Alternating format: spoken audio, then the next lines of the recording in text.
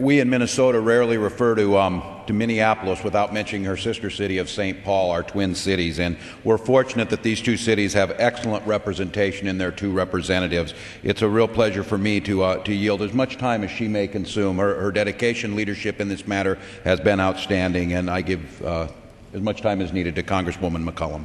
Gentlewoman is recognized. Thank you, Madam Speaker.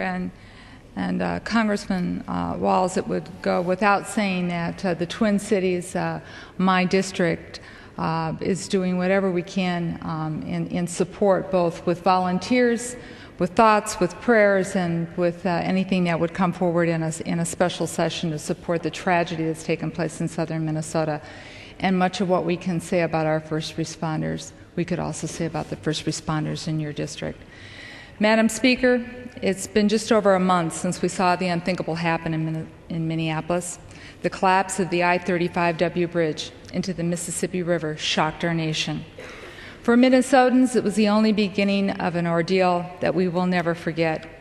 In the hours and days that followed, we waited quietly for the word of missing loved ones.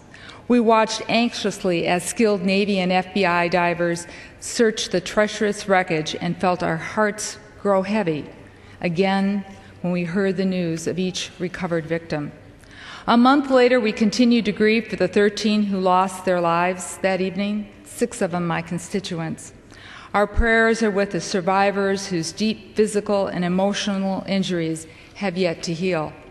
But along with the twisted metal and sunken concrete, the aftermath of the bridge collapse also brought us the unforgettable images of courage and hope. The off-duty firefighter without any diving gear going under the water again and again to search cars for trapped victims. The bus driver, counselors, and others on the bridge who threw open the emergency exit of a yellow school bus and made sure that all 61 of the children got to safety. The bridge's collapse may have shocked the nation, but the response of Minnesota's emergency personnel, public servants, and ordinary citizens awed and inspired the nation. Again and again, my colleagues in Congress have approached me to express their amazement at the compassion and strength of our community. Madam Speaker, this resolution honors the courage and selflessness of all Minnesotans involved in this disaster. It honors the first responders who rushed to the scene, evacuating scores of victims and saving countless lives. It honors the medical personnel who have worked and still work tirelessly to heal the injured. It honors the local and national recovery teams who carried out the excruciating and difficult search of the wreckage and bringing closure to the families and friends of the victims.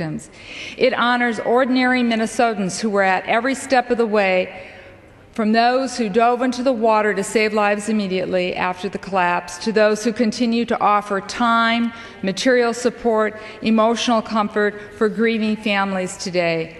Our recovery effort is not over yet. The Twin Cities community will feel the consequences of the bridge's collapse for years to come. As we turn to the task of adjusting our daily commutes and planning to rebuild the bridge, we must also begin to repair and rebuild the other bridges and infrastructure in Minnesota that are in danger. We also must work to rebuild the infrastructure across this nation. This resolution honors the strength, the sympathy, the steadfastness of the people of Minnesota, and we saw so clearly in the wake of this tragedy. And I have faith that these same courageous qualities will see us through the challenges ahead. And with that, I yield back.